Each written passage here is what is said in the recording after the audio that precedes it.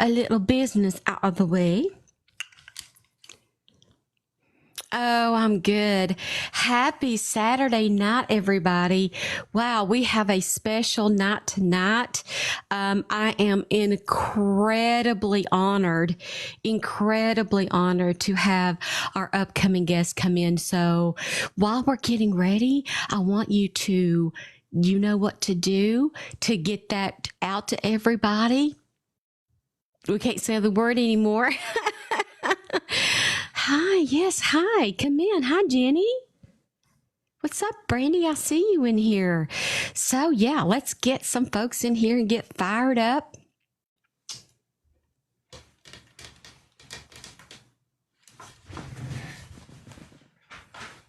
Excuse me, my paper blew off the table. I was like, where did my paper go? Hi. What's up, Lucy J? It's good to see you in the house. You guys, we have such a special show tonight. I can't even begin to tell you how excited I am. Yes, vote for me. They're already saying vote for me. If you don't know, I am up for a Cheer Choice Award. You can vote for me once a day at cheerchoiceawards.com. We are in Live Fest, so while I'm live in the next 2 hours, all of the gift points that you send, they up that. No, wait. Yeah. No, it's double. I'm trying to remember what. Yes, it's double. It's double. It's double. So know that that's going toward a good cause. I don't know if we're going to make it. I think the problem is not being able to compete with the people that battle, because coins is points, and so that's hard to. They should have, like, I feel like it should be categorized, right? Thank you, Shannon. Thank you. So, yeah, today's live goal is 10 fest cheers. In case you want to throw it, it counts as twice the points, which helps me try to keep up with all the big folks on the TikTok. So, you guys know what is happening tonight. Oh, my goodness. Who in here has seen the movie The Wolf of Wall Street, starring Leonardo DiCaprio? If you have seen that, let me know. Also, let me know where you're coming in from, what you're doing this weekend, what you're doing tonight. Tonight is Saturday, November the 23rd, 2024. Thank you. Bees watched it. Oh, yes. Boss Lady's seen it. Oh, yeah. Hey, Kansas. Amber has seen it. Missouri. Bridget's in the bed. West Virginia. Christmas decorating. Okay, so super bad news. I found out we are not making probably even Christmas in the new house. So I have to go for the first time without putting up a Christmas tree. So I'm really dealing with that internally. I always put up a tree. It helps with spirits. Dr. Nadine is in here. Oh, yes. Dr. Nadine Macaluso is in the house, everybody. So welcome on in. We are talking tonight with an author and ex-wife of the former Wolf of Wall Street. Hello. Give me just a second to fix our panel here so I can see you better. Yeah, am I on now? Yes, give me just a second, and let's see, switch. So what you need to do on your account, if you'll just click it at the top there, it'll say like a video camera, and you can click it to undo the video camera, so it'll show your face. I can't see it. I can't see my glasses.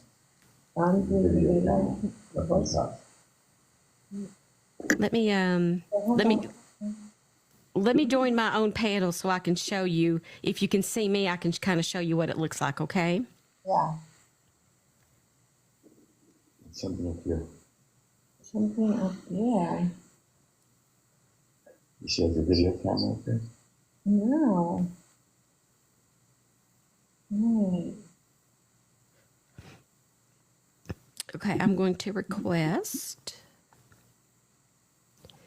Let me approve myself so I can show you what this looks like. Okay. So, uh-oh, Honey, I forgot to sorry about that. I had to mute my own account. So when you click on this button right here, there's Yeah. going to be that little camera right there icon. When you click that little camera icon up in there, it should turn your camera on. Okay. Now it's on. Okay. Do you see me? No, are you using an iPhone? Hello. Awesome! How are Yay! you? I'm good. How are you? I'm good. It's okay. We made it. Now We let me did disconnect it. myself. It is so good to see you, Dr. Nadine. Is that okay to call you that, or do you prefer Dr. Macaluso? Oh no, you know what? You could just call me Dr. Nay. Dr. Nay.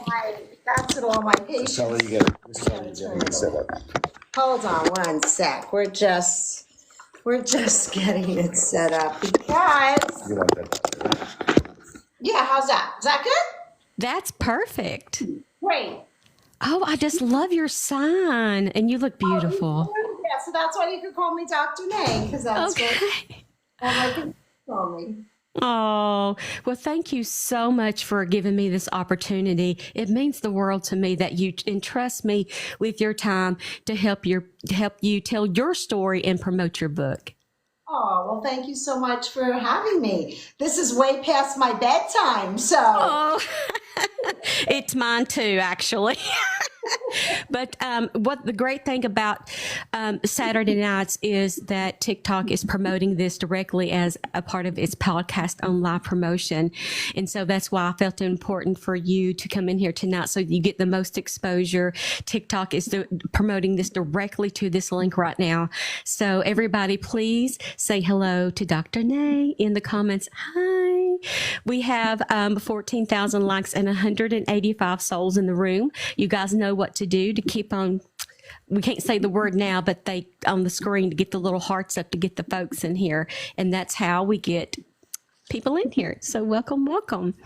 So I want to introduce it to everybody, Dr. Nay. She is a therapist with a deeply personal understanding of trauma bonds and cycles of abuse. And she has written a book to guide readers on the journey of understanding, recognizing, and healing from these harmful relationships. She shares not only her expertise, but on her own experience as the whole world has become aware of because of the movie Wolf on Wall Street. She's going to talk about her own experiences having survived a traumatic relationship herself. Yeah. So the first thing I wanted to bring up, and the first thing that I connected with you on, is that we were both raised by single mothers. Yes, yes. Oh, I didn't know that. Okay, yeah, that's a really important thing. Yeah. You were raised in Brooklyn. And when you became of age, like me, I had to go work at the grocery store back before they had scanners, honey. You had to type in the it's $3 and you hit the.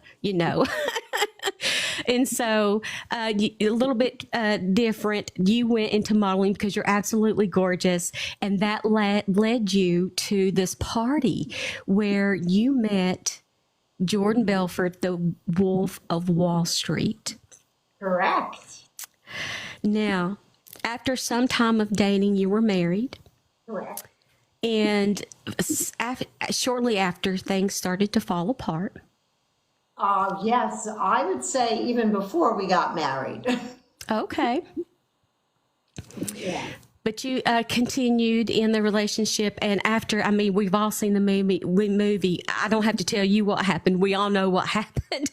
It was this crazy time where you were going through this marriage and emotions of abuse, and there was some. We have to say rugs on here. We can't say the actual word because they'll flag us. And so he went through some issues that way, and you talked about the time that he grabbed your daughter and was running through the house and was going to leave with her, and so all of these things, once you finally separated, you were able to go on and become a doctor and use your expertise to write this wonderful book. Yes. It's an amazing, amazing book, and I have to say, I can't imagine how many people in your life are so proud of you. Oh, thank you so much. Yes, they are. They are. They are. And, as much as people are proud of me, it's also really wonderful to get messages from women all over the world who have read the book and who have said, thank you so much for writing this book because I don't feel crazy anymore. And I feel heard and validated, and a lot of them ran like hell and left their trauma bonds. I have to tell you, my mother left my father when I was 8 years old, and I remember the day very well. It was the best day of my life. I was just so glad to get out of there. And so when I saw the title of your book, I said, that's what we done that day. We ran like hell. And my mom never looked back, and she made it work. She worked several jobs, and we made it through, and we toughed it out together. Yeah. My mom left my dad when I was 6 and my brother was 2. And I remember she said to us something very important. She said, you know what, we're going to be a family with or without him. And we were. And That's amazing. I grew up in a very peaceful home, I think, because there was no fighting, there was no yelling, and it was a home filled with love. So it was actually lovely. That's awesome. So tell us about this wonderful book. It's called, and I'm going to pin it for you guys so that you can purchase it if you want to while we are talking about it. So give me just a moment to find it here in my TikTok shop, and I will add that and pin that for you guys. There you go. So you'll be able to look at the book and read the description while we talk about it. The book, let me fix my mirror so everybody can see it. This is called Run Like Hell by Dr. Nadine Macaluso. It's a therapist's guide to recognizing, escaping, and healing from trauma bonds. It is I just connected with so many different parts of it, and I just have a few questions if you wouldn't mind about it. I look forward to it. Yes, please ask away. So we've heard a little bit about your story, but what actually motivated you to write the book? Yeah, so, when I was 22 years old, right, I met my ex, the Wolf of Wall Street, and I was in the quintessential trauma bond. Now, I didn't know that back then, right, because we weren't talking back then about trauma bonds and narcissists and narcissistic abuse and love bombing, but those were all the things that I experienced. Mm-hmm. And so as a young girl, I was very confused. I put myself right into therapy because I was like, there's no way I could handle this guy and this life.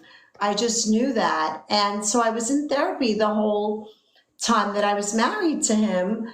And as it depicts in the movie, it was a very crazy, extreme life, as you say, with drugs and abuse and all of that sort of stuff. And so I did leave him. At 31 years old. I always say I took my kids and my curtains because I left without anything. I didn't take any money.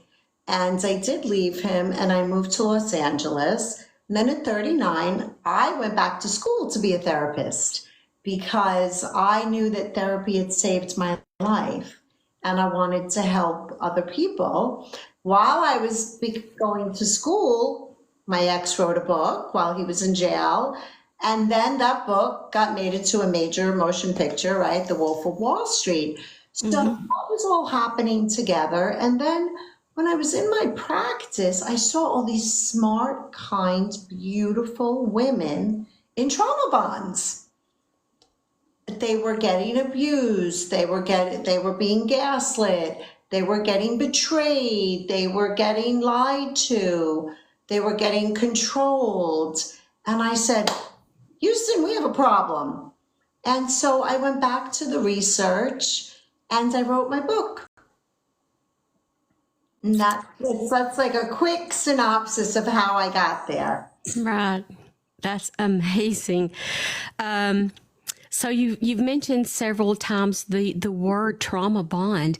Can you elaborate on the concept of a trauma bond and how does it differ from a typical unhealthy relationship? Sure. So a trauma bond is a toxic, dysfunctional relationship between two emotionally attached people. And the way it differs from a regular relationship is that it starts out very similarly. Two people meet, they fall in love.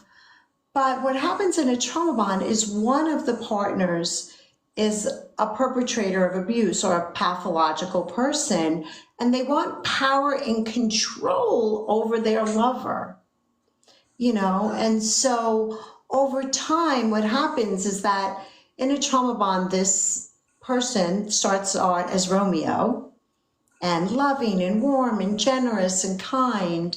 But then over time, their mask falls, and I say they become like Dirty John, and they start to betray and lie and be controlling and abusive. And so then the partner that doesn't know that this is happening is like, what's happening? I thought I was just falling in love. And that the pathological partner is nice and cruel and nice and cruel. So it's very confusing. And then the victim gets bonded and then she's trapped in a trauma bond. Your book emphasizes the importance of understanding both the personality of the abuser and the survivor. Yes. Why is this crucial for breaking free and healing? Because, for a few reasons, is that there's a lot of reasons that people think that people enter trauma bonds. Oh, she has a bad picker, or she's helpless, or she's codependent. And really, it's very important for the woman to know her personality, because there are certain personality traits like agreeableness and conscientiousness that make a person perfect prey for a pathological partner. And so I wanted to educate the women about their personalities, to know their personalities, to know if they are the person that can get preyed on very easily. Mm-hmm. I wanted to explain the pathological partner, right? So that we know what to look for when this charming, amazing con man comes towards us. And another thing too is that we always say, why does she stay? Instead of asking, why does he do that? Right? And so I wanted to really take the stigma away from the victim. Because that's powerful. Anybody can fall for a con man. That's powerful. I know you know what case I'm thinking of in my mind as we talk about that specific term, because I just got the goosey woosies thinking about that term. That is very powerfully put. Wow. You dedicated an entire chapter to what your mother never told you. Yes. What are some of the crucial lessons women need to learn about love and relationships that often go unsaid? Well, first of all, I think we've all been fed these fairy tales of Cinderella and all the Disney princesses, and that someday your prince is going to come and rescue you and save you. And I don't know how true that is. I think that really two equals need to go into a partnership. And I think also we've been taught, or at least I was taught, to trust everybody, just to give blind trust to people. And I think it's really important to understand that trust has to be earned. Somebody has to earn your trust. You just can't give it to them. And that unfortunately, there are some not nice people in the world. And so we need to be very aware of that. In your book, you tell us of several real life examples of women who have experienced trauma bonds.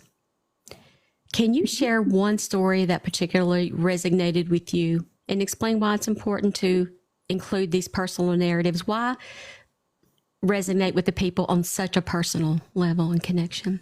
Yeah, all of the stories in my book are real, right? But I've changed the names and mixed up all the characters, and they all resonate so much. But I know there's one story in there of the younger girl that's in the trauma bond who is with this person that she thinks is this fantastic lover, and she falls madly in love with him.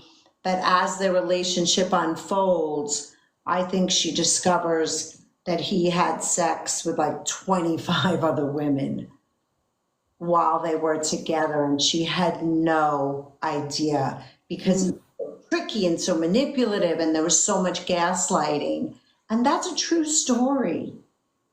And I want to warn women about in my book, you learn all the tricks of gaslighting and mind manipulation. And there's just so many, twinning and cognitive dissonance. There's just so many things that you can learn in the book that can really protect you. So that doesn't have to happen. And if it did happen, because it does happen to a lot of people, there's so much information on how to heal. Yes. You mentioned post-traumatic growth. Yes. Can you explain this concept and how it applies to the survivors of trauma bonds? Yeah. So when I found that research, post-traumatic growth, I was like, oh my God, this is amazing. And I experienced it, right? But then I learned there was a name for it. And that means that after a relational trauma, because that's what a trauma bond is, you can grow from it. And actually the research shows that people specifically who experience relational trauma of this type, right, in a trauma bond, can grow, can go on to have better lives, can really understand themselves more. Their spirituality can deepen, their relationships can deepen. They learn about themselves more because hard things bring us to our knees. And so we get curious about ourselves, and they can actually become a much better version of themselves than they were before the relationship. I'm just relating to my mother, and you're absolutely right about that. She went on to have a great career in the hospital and made all sorts of new friends. And we, our world just kind of opened up from this little bubble of always gaslighting, always my father, may he rest in peace. But, all of these things now as an adult, I look back on and say, wow, that's connecting with your terms. I can see that now as an adult, but at the moment, as a child, for me, just getting away from that negative and toxic situation was just an uplifter for my childhood. Yeah, and I love the way you said that. Your whole world opened up. Yeah. Because a lot of times when you're in a trauma bond, because the victim feels so much fear, and then the perpetrator can really make you feel insecure, and often they isolate the victim too, right? And a lot of times when you're in a trauma bond, you don't realize there's a life on the other side of it. But like you say so beautifully, the whole world opened up. Yes. It's an amazing thing. In the chapter Go Live, you leave the readers with a message of hope and empowerment. What is the most important message that you want everyone to take away from the book, Run Like Hell? The thing is that, you know, when you're in a trauma bond and you thought that this person was going to be your soulmate and you were going to go live happily ever after with them, and then not only does that not happen, but you end up getting very hurt and traumatized by them, it can really make you feel hopeless and make you give up on love. But that doesn't have to be the case, because I'm with my current husband for over 20 years. And so that you can become a better version of yourself and you can find love again. Yes, I love that. I've been married to my husband for 30 years. We've been together for 32. You and I both were raised in the 70s. And so the 70s was this wild, crazy time. Yes, of course. And of course, we can't forget the 80s. We love the 80s. Yeah, lots of hairspray, lots of teasing. And a time before social media too, where, you know, you had to go to the library if you wanted to look up something and learn about a term like trauma bond or narcissism. And so, especially for folks like my mom, I was raised in Appalachia, Kentucky.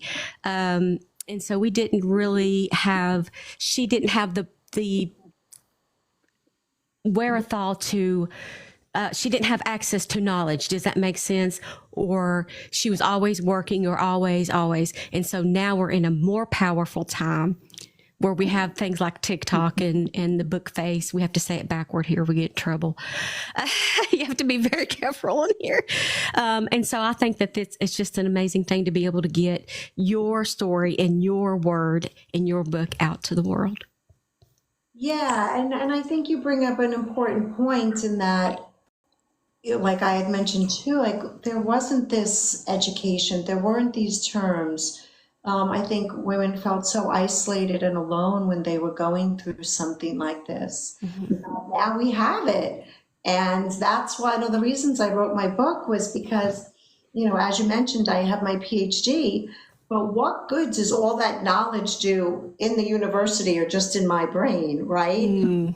Only see, you know, how many women a day in my practice. And so I really wanted to bring all of that information to everybody so everyone can benefit. That's amazing. You emphasize in the book that the last straw phase is often the catalyst for women finally leaving a trauma bond.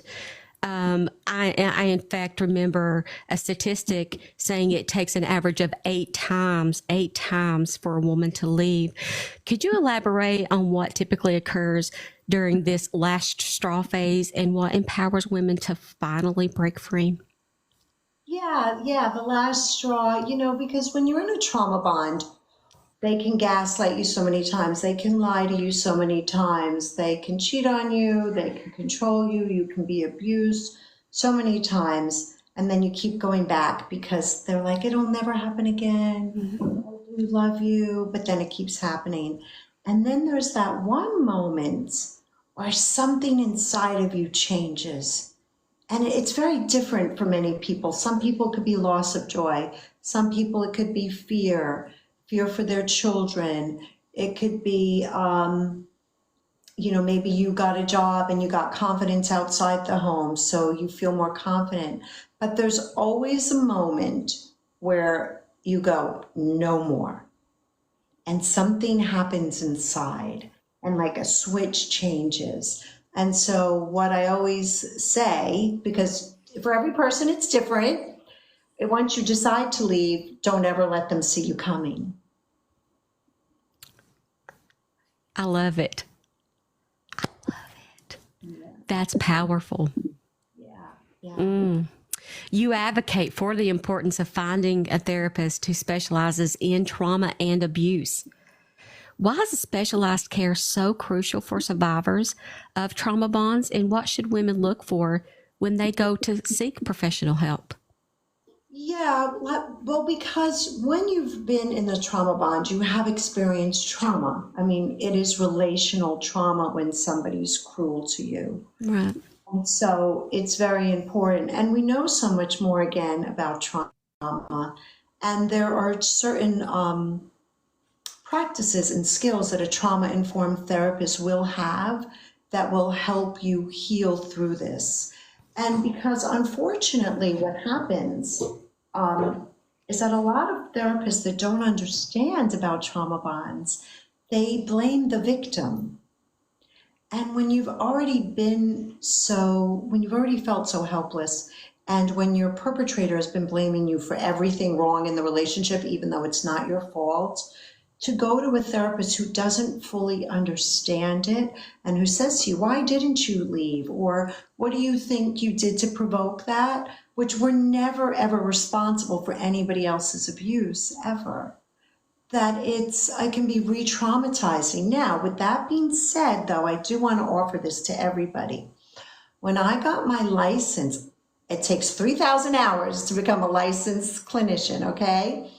And I did it for $5 an hour. So if you can't afford a therapist, and I know therapy can be expensive, there are therapists everywhere across the country that are training and need their hours. So don't let that stop you. Please, go and get help, because the helpers are out there. That's some amazing advice. I know a lot of times money is the issue when they go to seek help. And that is, I didn't realize that. That's a really great tip. Thank you for sharing that. Yeah, my pleasure. Your book really conveys a sense of urgency and the need for immediate action. But you also emphasize the importance of patience, self-compassion, and all of those things that you need during the healing process. How do you reconcile these seemingly contrasting messages? Yeah, of course, it's like everything in life, right? It's a paradox. I mean, yes, you do want to get out and you do want to get help, but self-compassion, the research shows, which simply means that you speak to yourself as you would a best friend. You're so stupid. Why did you fall for that? You should have known better. Anybody and everybody falls for these people. Don't beat yourself up. And self-compassion is such an important piece of it, because what it means is you say to yourself, I'm suffering. People in the world suffer. Speak to yourself as you would a good friend. And you'd be surprised how healing, self-compassion, patience, because healing isn't like you're healed, right? It's one step forward, two step back, one step forward. So you have to be patient with yourself. Oh, I love that. You have mentioned that you've spent moments questioning how you endured such a traumatic first marriage. Yes. As a wounded healer, you believe your suffering was intended to serve this larger purpose. Could you elaborate on this belief and how it shaped you as a therapist and author? Yeah, so, I wish I could say that I had some big grand scheme. I knew I was going to end up in this moment in this chair. I didn't. No, I was a young girl. I fell madly in love, and I had all the hopes of having a beautiful, safe life, but that didn't happen. And as you mentioned, what I endured was a lot. And I did go back to school to become a therapist. And as hard as that time was, and I didn't love it that, a movie got made exploiting my trauma, the most difficult time in my life. Yet, as I sit here today, and this is going to sound crazy to say it, I'm grateful it happened, because you and I wouldn't be having this conversation, and I wouldn't be able to be of service to women everywhere that are dealing with this. And I believe that this is what I'm meant to do. This is why I went through all of that. And so it gives my life just incredible meaning and purpose. And I don't think I have a job. It's my life's work. And I connect with that because before this, I was an accountant. And while I was very good at that, I didn't feel fulfilled. You know, it's important. Accountancy is important, but I feel like this is my life's work. Yeah. Excuse me. I feel like this is what I'm meant to do. Yes. And it took me a long time to find it, but now that I have found it, how important is it to have a platform so that you can come talk about your book, so that women who are going through a separation or a trauma bond situation can come on here and talk to one another and form community and the support that they need to get away from their situation. So I connect on that, and I say it all the time. No matter what you've been through in your life, you can take a little piece of experience from that and put it together to form what you're supposed to be doing now, and you'll know why you went through that. Because oftentimes I ask, well, God, why did I go to school all them years, and just to figure out that I have to talk here on this mic that I love so much. It's my best friend now. And he said, because you needed to go through those things to be able to do this.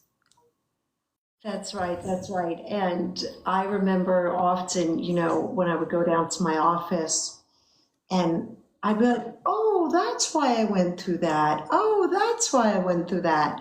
Because the person that I was going to be in front of had experienced that. And not to say that, of course, my education, I got a master's and a PhD, not to say that that didn't matter, but I think experience is the greatest teacher. And I think you bring up a good point in that, we can change our careers, right? I was a model, then I was in the garment business, then I became a therapist. I didn't go back to school till I was 39. So I offer that to young women everywhere. Like, I'm a late bloomer, I got my bachelor's in accountancy when I was 36. Yeah, so we have so much in common like that. And, and I wrote my first book at 54 and I became a doctor at 45. So there's a lot of time where, and I think we have it backwards. I don't think we know what we're doing, Enough life to know, like, okay, this is what I want to do. This is what gives my life meaning and purpose. And again, then it doesn't even feel like a job. No, it doesn't. I was telling my husband just the other day, I said, can you believe this? That I get to get up every day and talk to powerful women who inspire me to be a better person. And I'm honored with that task. I just can't even believe it. So I say, never, ever give up on your dreams. I don't care how old you are. You will, if you want to get there, don't give up. Don't give up. Don't.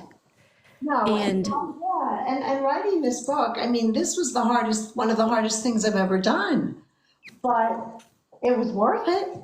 Yeah. There is a foreword by Christine Hammond that mentions that Run Like Hell is the guidance women need to break free from toxic relationships. Can you share one key takeaway that you hope readers gain from this book? I hope that it's hard to say one thing, but I'll say that abuse is never the fault of the victim. Mm. It is never your fault that somebody's abusive or cruel or controlling towards you. It is your fault. There is nothing that you have done. They would be like that without you, and they'll be like that when you leave. So please don't ever take that on. And I have to say the other piece, of course, that you will get better and life does go on. And you think it doesn't, but as you mentioned before, when you leave this sort of very controlling situation, a whole world opens up. It's amazing. Your book concludes with this call to action, encouraging the readers to become advocates for ending trauma bonds. And I want to know what you think some of the ways women can challenge the cultured norms that contribute to these types of abusive relationships? I think a very simple way is for women to own their voice. You know, I think so often we're told, don't trust that little voice inside, don't speak your truth, don't be too loud, don't shine too bright, you know, and to own your authenticity and talk even when your voice shakes. That to speak your truth, it's okay to own your voice. And that doesn't mean everybody's going to listen to you and you're going to change everybody. But, and also for women to be supportive of other women, really important. And if you see, you know, abuse going on or something not being right, to say something about it, not in a way that puts yourself in danger, of course, but to just not witness it and ignore it. And there's no demographic limitation here. From my mom in the Appalachian Mountains to a beautiful model in New York, these trauma marriages, narcissists, gaslighting relationships happen on all different levels, anywhere, all over the world. All over the world. I get messages from women all over the world. I've worked with celebrities in Hollywood, to stay-at-home moms, to judges, to lawyers, to teachers, to secretaries, to, it doesn't matter. Yeah. Oh my goodness. Well, I know it's past your bedtime, and I wanted to thank you so much for being on tonight's show. I want everybody to know how important this book is. We have talked about the Micah Miller case here for the last 6 months, and we have listened to Micah's story in ways that she was not ever able to tell it before. And so a lot of the women in here tonight, we have over 200 folks in here right now, and a lot of them are domestic violence survivors, advocates, and just supporters of this movement of, you know, and it can be men too. I don't want to isolate that to just women. Men can be also in trauma bond situations. Correct. Yes, yes. Yes, I did a lot of deep dive on Micah, and I did videos about her in her honor so that her voice doesn't go unheard. Yeah, very tragic case, and another prime example of that going on, unfortunately, abuse and control. And she tried to leave, as you mentioned, you know, women try to leave up to 8 times, and she tried to leave so many times.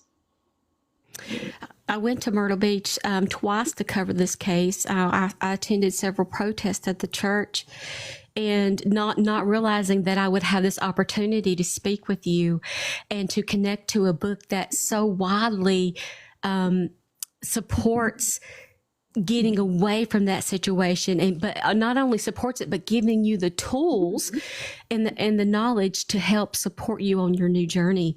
And I can't tell you, everybody's dropping purple hearts in the comments, which is our symbol for Justice for Micah.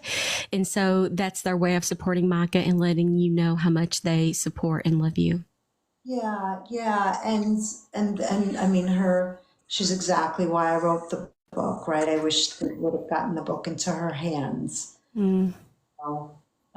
Because education leads to empowerment, and when you read a book like mine, you don't feel crazy, you don't feel alone. Yeah. The comments are absolutely lit up with purple hearts right now. It's absolutely amazing at all of the love and the strength and the light that case has brought toward domestic violence and trauma bonding and narcissism, and the things that you kind of we come forward as we put on the show of this is perfect and this is perfect, and we never know what goes on behind closed doors. And so sometimes those women can't speak up, and they need your book. They need a guide to help them silently, you know, like you say, don't let them know you're coming, to give them the power to move on in their life. That's right. That's why it's available as an audiobook and an ebook, right? And Mm-hmm. I'll tell women just, you'll remember this from our school days. You put like a paper bag book cover on it so you don't see the title because it is very, very important. But yeah, you can get it as an audiobook or an ebook because not everybody can read it in public, and I wish she would have had it. Mm. Dr. Nadine Macaluso, thank you so much for spending your time with us tonight. It means a great deal to us. It means a great deal for the movement of justice for domestic violence survivors everywhere. Again, you guys, I have it pinned, but it's also in the TikTok shop. Her book is called Run Like Hell, A Therapist's Guide to Recognizing, I can't read backwards, escaping and healing from trauma bonds. I'm too old for that, but you guys know there it is. The beautiful, beautiful Dr. Nadine Macaluso. Thank you so much for your time, ma'am. So much for having me. I hope you'll come back. I look forward to talking to you in the future. I will. I would love to. Thank you so much. Thank you. Have a blessed night. Bye. Oh my goodness, you guys. Dr. Nadine Macaluso. She is amazing. How did you guys like that interview? Her book, Run Like Hell. I'm going to open up the panel now. You can come up to the panel and tell me what you think about the interview, and let me know if you're going to grab the book. Did you grab the book? And if you have a domestic violence survivor story, you're welcome to come up to the panel and talk about it. Yes, if you've missed this interview, it will be up on the Big Y team. You guys know which one I'm talking about, the Big YT. The whole interview will be up there where you can go back and listen to the answers that she so wonderfully provided. And we were able to share, she was sharing her story. And like I said, my mom, growing up, the demographic doesn't matter. We grew up like way far back, like where you wouldn't even, think to look and say, can I help you? Do you need this knowledge? And she has the knowledge. Elle Cousin said she bought the book and have read a bit of it so far. Thank you, Elle Cousin. And Dr. Nadine Macaluso, what a wonderful, wonderful interview. Thank you so much for that opportunity. Okay, I'm going to open up the panel now. Let's see, who do we have here? I don't think these two people meant to come up here or that they want to. But so if I don't see your request, if I don't approve it, just comment and say, I'm a real person and I really want to talk about this book and talk about some situations, especially with Micah. And you can come on up here. I've got to fix my outline though here. Where's my... There we go. We can go back down to the panel. There we go. Oh, you just bought the book. Awesome. Thank you, Mimi, for buying the book and supporting. I appreciate that. Remember, if you don't mean to come up to the panel, I will let you back down. I will not make you stay. Hi. Hey, can you hear me? Did you mean to come up? I can't hear you. Can you hear me now? No, there's no microphone on my little screen. Can you hear me? Mm-hmm. Interesting. I don't see a little microphone in case I need to mute myself. Go out and come back in. Somebody type it in the comments. Okay. Okay. If it didn't work, then you can go down and come back up. Hello. Hi, how are you? Good. How are you? I'm good. Good.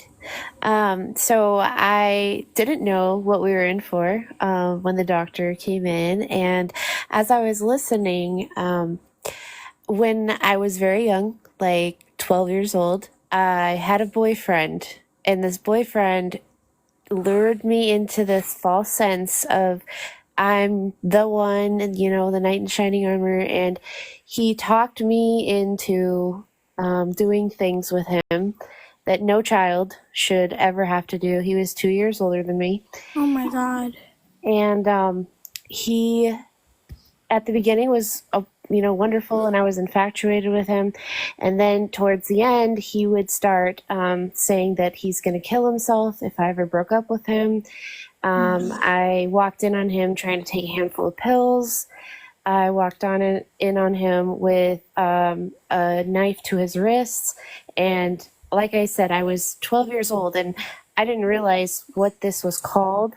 I knew it wasn't right. I knew it was kind of like mental illness and being controlled in a way, but now that I know trauma bonding and what it means, it makes so much sense. Excuse me. Yes. Did you tell anybody that was happening when you were 12? I did not. I was an only child, and I knew that it was wrong, but I didn't want to lose him, and I thought I was in love, But no, I didn't realize that this was, abuse in a way. I'm so sorry that happened to you and that you went through that, Kelsey. Well, thanks for listening, but I just wanted to thank you for bringing her on and opening my eyes, That's the good thing, folks, of having this platform, is to be able to share. Hi, Juliana. Oh, I guess I will mute that right there. So sorry about that. Sometimes folks forget they're on live. They're on the panel. But that's so good to have a platform like this. And thank you for sharing your story. And this book, I can tell you, even just resonating some stuff with my mom back at a time where we didn't understand what the terms were or what it meant, is powerful. Yes, very much so. All right, I'll drop down, but thank you again. Thank you for coming up. I appreciate you. Oh, thank you, Jim. I thought you did a great job of interviewing. It was very good questions. I like the idea of having the opportunity to have therapists that are training. It would be so great to have a list of all those opportunities to find those therapists in training. If we could maybe somehow find a list and share that with people, that would be great.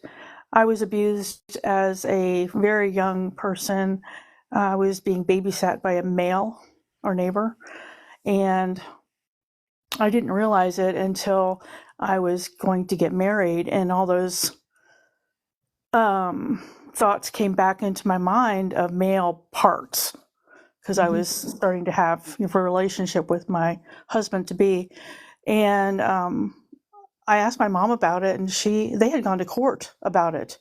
I didn't know any of that was going on. I was probably 5 years old. And it turned out that my dad was actually leaping over the table to kill this person. It was a male babysitter in the judge's quarters.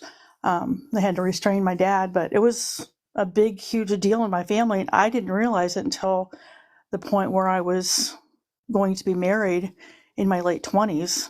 And I broke down like a baby in a fetal position in my mom's kitchen. And she told me the story. And it's weird how your brain can bury those things, and you not even know it, and so I did go through therapy for that. And then my stepdad abused me. My husband, now ex-husband, abused me. So my ex-husband tried to poison me. I've had my some, God. yeah, What? I've had some. I write books, so that's actually going into one of my books, my next book, actually under another name. I won't get into that whole story, but I am 65 years old. And at that point, back when all these things were happening, the first one I didn't know about. I was very young. The second one, I ran like hell from my parents' home, which was very perfect title for that book that she's written. And then the one when I was married, I just wanted a family. That's all I wanted. And it didn't work out that way. I did get 2 lovely, wonderful daughters out of it, so that's great. But anyway, long story short, even though you go through a lot of abuse in your life, maybe that might happen to you, I'm here to say that there is hope, there is love, and thank God for her kind of books that can teach you how to get out of the situation. Mm-hmm. There is strength in, close-knit friends.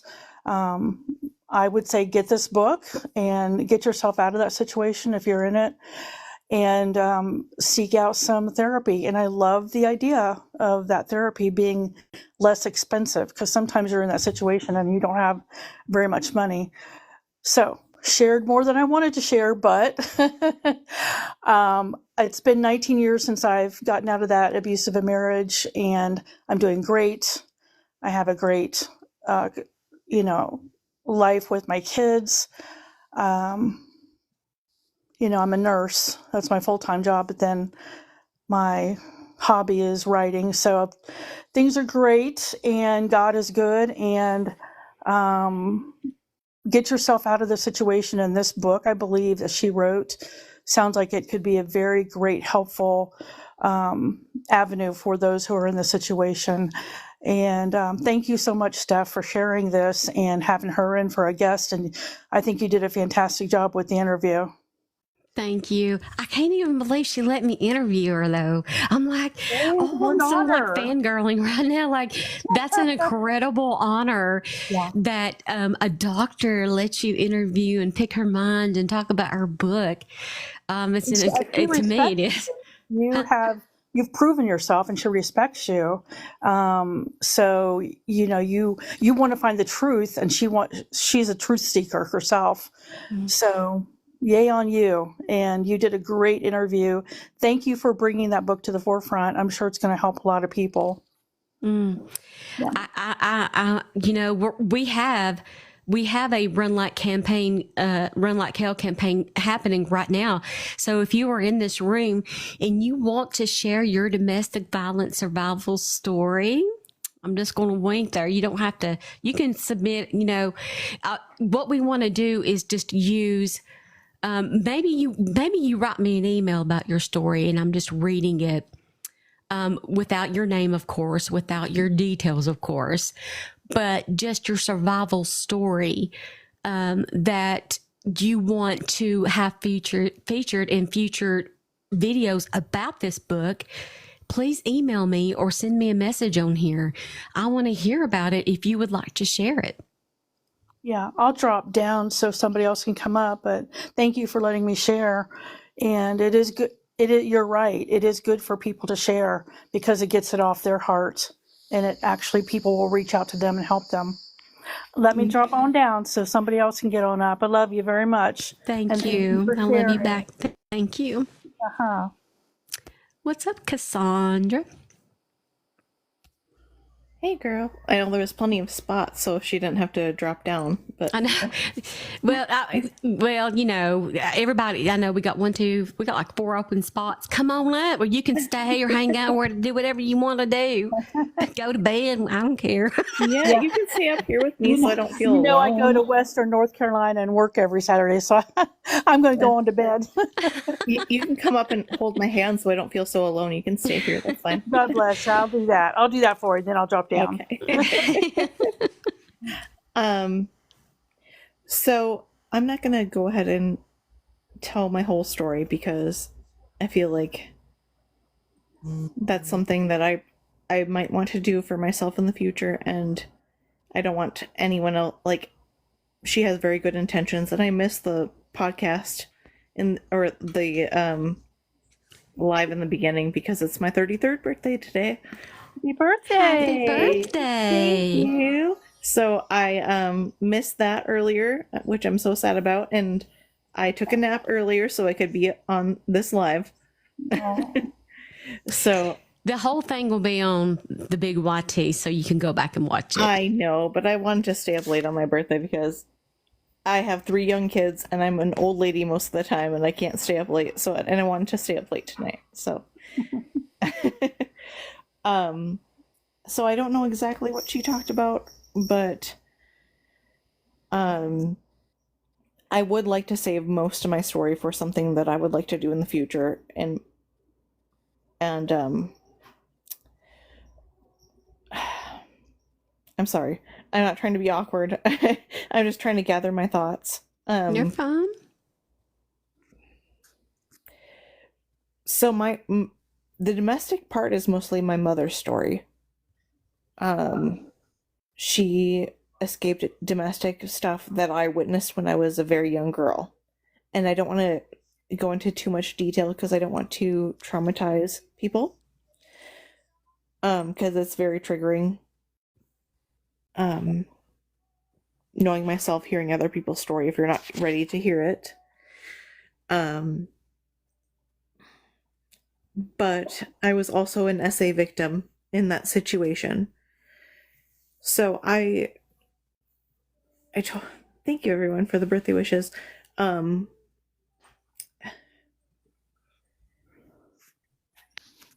just want to let everyone know that they're not alone, no matter what you've been through, or no matter how old you were.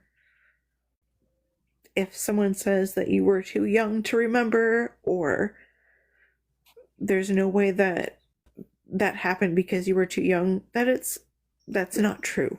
You know what happened. So,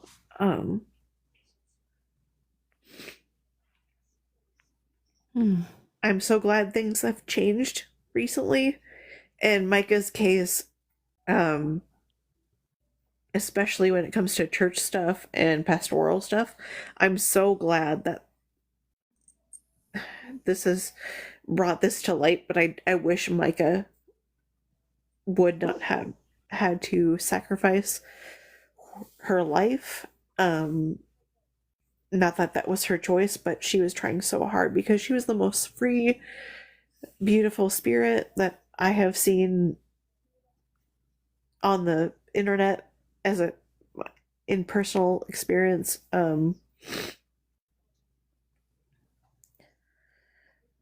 But I know she was truly an earth angel trying to help other people, and I wish that weren't the case because she had so much life to live, and I wish that people didn't have to live that life for her. I wish we could see all the cool things that she would have been able to do. So I'm sorry if that was cheesy. I didn't expect to be crying and stuff. So I'm sorry. No, it's a powerful, it takes a lot to share your experience. I keep slipping out of this chair because I got on leggings. If y'all keep looking at me, it's like slip and slide. But that leather. Velcro. It takes a lot to tell your story. It took me, see, I'll be 48 in January. It took me until I was about 40. I was about 40 when I started actually, what I feel like directly dealing with what happened to me as a child. Yeah. Until then, it was just don't think about it, busy with the kids, life is moving, it's over, it happened, but so I never dealt with the trauma of it happening. And I'm talking about my own essay from the age of 4 into 8. And that's what I was telling Dr. Nay when we were 8 years old. We got in the car and skedaddled. And that was the best day of my life because I knew that no matter what happened from there, it was going to be a better situation than it had been before. Right. I was the same. I was around the same age. So I get that. So when you're that young, people are like, "Oh, you don't remember," Yeah, you you know. do. But when that kind of thing happens to you at that age, that imprints in your memory. You know how I know I was 4? Yeah, I don't know, but I'm Because it would curious. happen after Head Start. Yes. Mm, Head Start. I remember Head Start. Yes. So I've always told, said that because and then you start kindergarten, Right. there's a difference. Specifically, you know where you are in time Right. and space. And so, yes, a 4-year-old remembers. absolutely. Yeah. Yes, they do. And even like, I think I was 3, closer to 4, but I was just about to start to Head Start. But my situation is what got my mother to break away from the abusive relationship, which is not always the case. And No. I'm seeing this. I'm very grateful. I have my own issues with that, but I'm very grateful that my mother believed me. I remember seeing therapists and being so scared to say what happened because I was afraid if I said anything that um I would get hurt like my mother did, Mm-hmm. you know. So these doctors and alone in the room. So don't ever feel like if you couldn't say it to a therapist or anything like that, that you were too scared that it didn't happen. It wasn't real. Mm-hmm. Yeah. It, we have our own issues, but I'm so glad she did make that decision. And it partially was my grandparents. My grandparents were a big role in my life. So, just, I never told my mom. Actually, the first time I told my mom, and I don't know, I look back now at the decision at the time that I decided to tell her, and I don't know why. yeah. But I did not tell her until 2020. Right.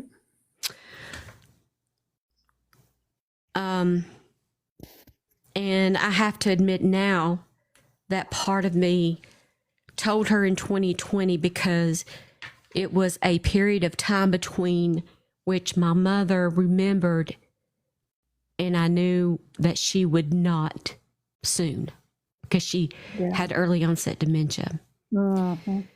And so I was telling her because I knew that she would be spared The pain. the Right. pain because she would soon forget. And she did. That was merciful. Yeah. You needed to get it off your chest, but you knew it wouldn't hurt her. As a mama, Yeah. I know that pain because my oldest is 11, and I know you have a 22 or 23 Mm-hmm. year old girl. 22. I just got a note from my daughter's counselor that she had been thinking of ending your life. Mm. And, I know as a mama, those two things are things you don't want to hear. Is the pain your baby goes through, but Right. I think your mama and you as a mama, you know that you would have been able to do something. You would have done anything to make sure that you can take away that pain, but you would help that pain. Oh, Mm. Thank God you I came found up here and said I wouldn't be telling my story in full, but I'm sorry. No, don't be sorry. It's good to get it out. No, And it's also good that you recognize that before anything permanent happened. right. Be thankful that that happened, that you are now aware and you can work on it with her. My heart is breaking right now. It is, yeah. All us mamas, our hearts breaking for you. Boss mom, that's how old my baby is. So if you have any advice, I truly appreciate it. How old is this little girl? She's 11. Let me do this for TikTok. We are talking about this book. They flagged me for trying to sell the book. We are talking about this book, Run Like Hell by Dr. Nadine. It's in, I'm going to unpin it. This is what I don't like about TikTok is they don't want you to, I don't know, succeed sometimes. I am trying to sell this book to help people, but we're going to remove it. If you guys want to find the book, it's in the TikTok shop. You can go find it. I want you guys to go get that because I feel like it can change lives. And Cassandra, I can't tell you how brave this is to come up here and share your story. If I could give you a hug and hold you right now, I certainly would. Oh, thank you. I didn't want to. I have a bigger story to tell, so I didn't mean to get up here and start crying, but You're fine. My daughters were about that age when I went through my divorce, and the best thing I knew to do was to get them in a good friends group, like a good church group or Girl Scouts, something where they had something solid that they could go to. Because one of my daughters, my youngest one, I can't believe I've been saying this on live TV, whatever, TikTok, whatever. One of my daughters, my youngest one, started cutting, and I had to get her like literally out of that school. I removed her from the school to remove her from a bad friend situation. She needs friends her age that are going to be friends of hers for the rest of her life. And I got my girls into Girl Scouts. I got my girls into church groups, and they literally still have these friends to this day, and they're 29 and 33. yeah. Because sometimes a mom can't relate to all of their situations because we're older, but these younger girls or boys or who are their friends are going to be their peer group, and get them in a good peer group that will help them get through this time period in their lives. They're not perfect. They're not going to be perfect little kids, but they need a strong base. And it helped. It helped. My youngest daughter stopped cutting. She started going to this church group. The church was right across the street from the high school I put her in. She's still got friends to this day. And because sometimes we can't do it by ourselves. Parents need help. Yeah. Yeah. The day I got that email, I reached out to the therapist because I'm having like I'm all for therapy, and I think that it's not a weakness, and that people should, if they are struggling, they should reach out. And I should have reached out sooner, probably. I'm trying not to beat myself up about that, but she's 11. She's not super young, so I reached out as soon as I got that email to get her into therapy, because Right. I know at that age it is such a transformal age and such a big age, and she's going through things that I think even my younger sister, who is 10 years younger than me, don't know how to cope with. And I'm not going to get into that here because I don't want to air her personal stuff. But it's tough, and I want to say anyone who's going through stuff with younger kids, and they were just your little baby, and then all of a sudden they get into that preteen stuff, and they're big kids. That you're not alone. Yeah. So You're not alone. yeah, they're not alone, and you're not alone. That's right. I'm thankful you got to know this about her before it went too far. So just, Yeah.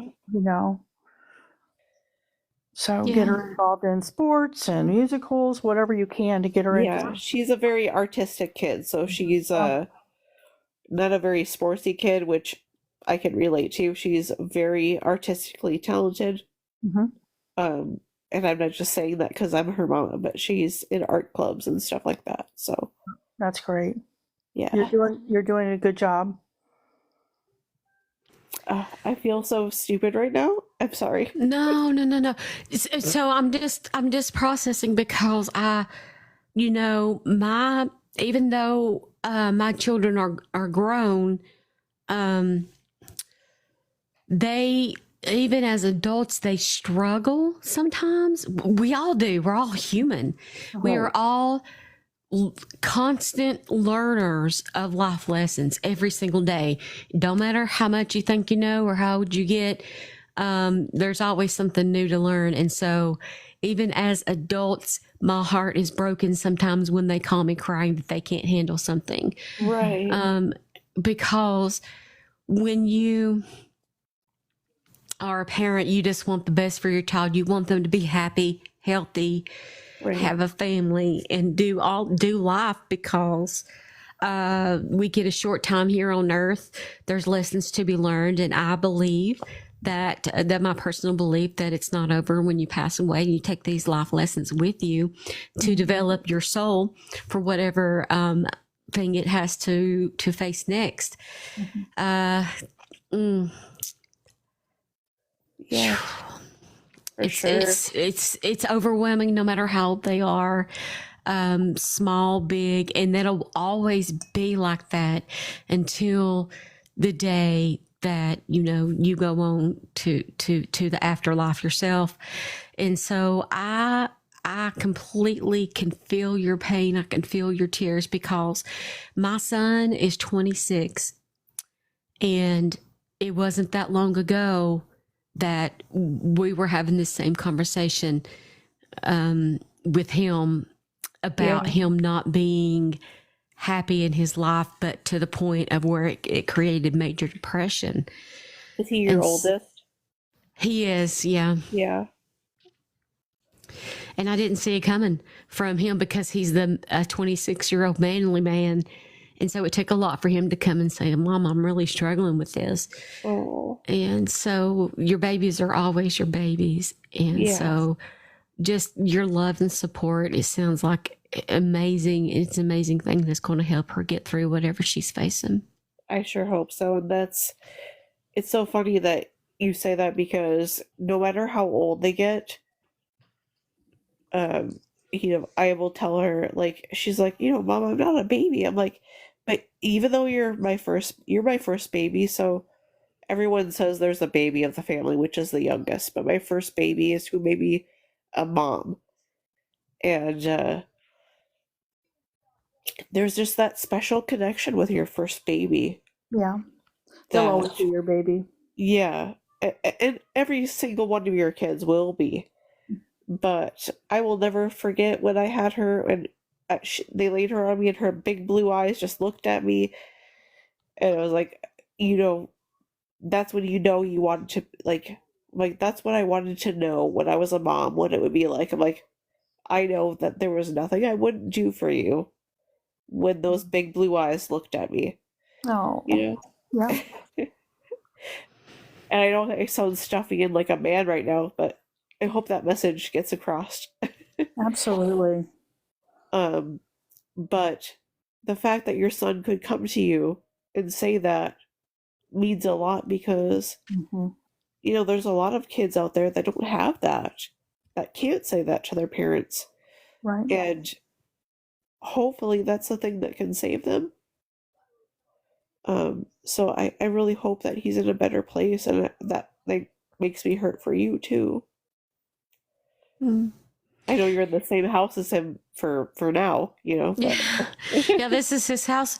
And, I'm like, but you're so, like, you have this beautiful home and, and I'm just, even as a parent, even though deep down that depression is a disease. And I mean, I look back, not that I was a perfect parent, but you go back and question yourself, like, what am I doing wrong?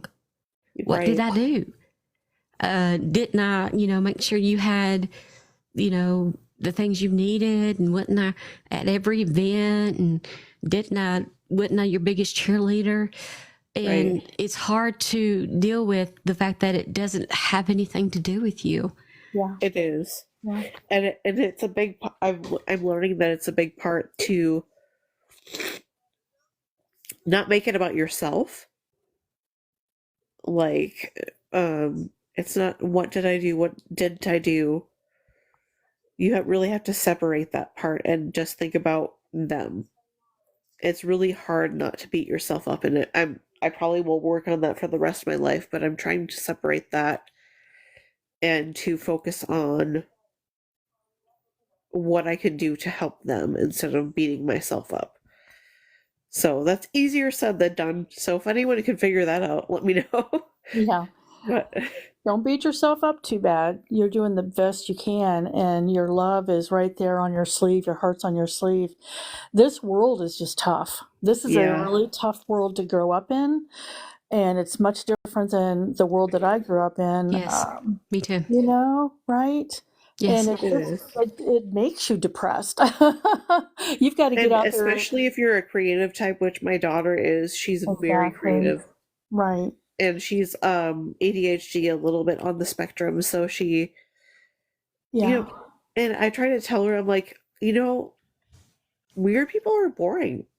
I mean, people who aren't weird people are boring. Like, no matter who you are, it doesn't matter, like, if you're weird or not. But, like, do you really want to be quote unquote normal? Like, how boring would that be if you didn't have special interests that were a little bit weird, Cassandra, I've got an offer for you.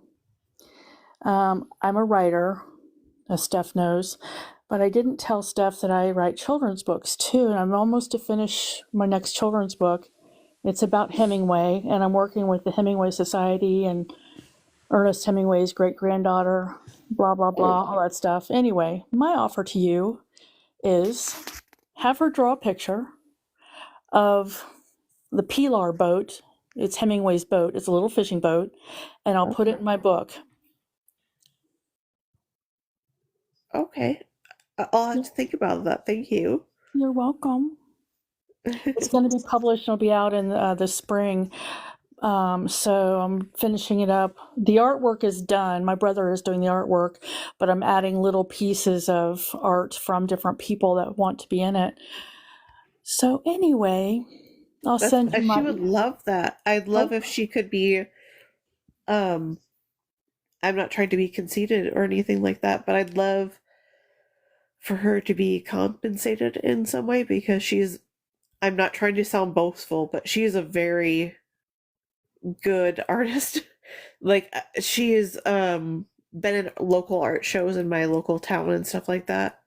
She's very good, and that is her passion. Since she's been big enough to color. So I really appreciate that offer, and I think it's an awesome offer. But I also don't want to put her in a situation where she had her artwork and she didn't understand the big aspect of it. You know what I mean? I understand. I'll send you my email address. I would love that, and I really appreciated that. Thank you so much. I'll compensate her, but she'll also get recognized worldwide because it's already been approved for the... Well, I mean, Hemingway, yeah. The Hemingway Museum is already approved to sell it. Yeah, I know. I mean, with everything going on, you couldn't understand how I'm protective of her. Yeah, absolutely. Yeah. From one mama to another. Hey. I'm going to step down, y'all, and I don't know how to get my email address to Cassandra. How do I do that? Just through just message her. Just follow her and send her a message on the TikTok. All righty. I'm going to step on out. Thank this you. old girl's getting tired. Thank you for coming up here. I really appreciate you and your time. Thank you You're so welcome, much. darling. I'll talk with you later. Thank you. Good night. Bye. I just Thank you. wanted to say to Cassandra, I have a 19-year-old, 16-year-old, and a 14-year-old. And it seems like at least one of them is under mental warfare at least once a week. It's a very hard time. And I think there's so much uncertainty, and our kids know so much more than we did when we were kids. Right. I know that you mentioned she is ADHD. Right. I was going to ask you, does she struggle with the portion where it's a lot of overthinking? I think so, but I'm also ADHD, so she's very similar to me, which helps because I can kind of understand her thought process. It's very internal. So if she's overthinking, you won't note it. You won't know it because she's very quiet about it. Yes. Yes. The only thing, and this is just a personal experience thing for me. The overthinking is a living hell. I have it too.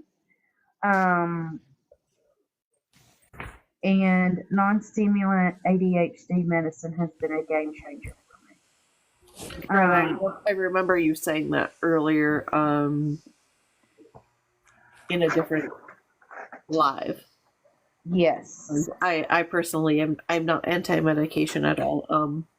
So that's part of my therapy, getting her into that. And I'm medicated as well, so I totally agree with you. I would just do research. Do research for yourself. Oh, I to have. see the benefits of it. It changed my world. It changed my world too. Without medication, like I seriously don't know who I would be. Yes. And I know how hard the medication can be to your body. And Yes. That's what scared me initially.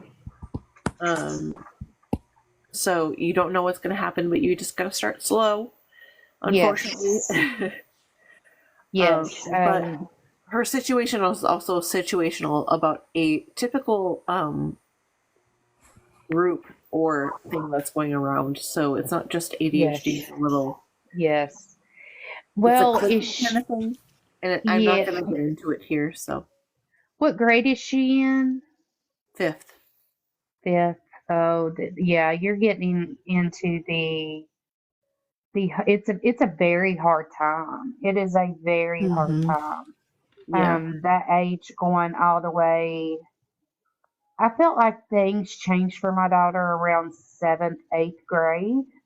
Yeah. But when she turned 16, she hit a brick wall.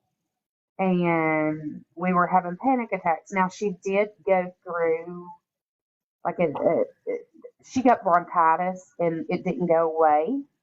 And she got better, and she got worse, and they put her on some steroids, and the steroids attacked her body. And so she had a huge, issue. Like, she couldn't pick anything up. Her muscles wouldn't work.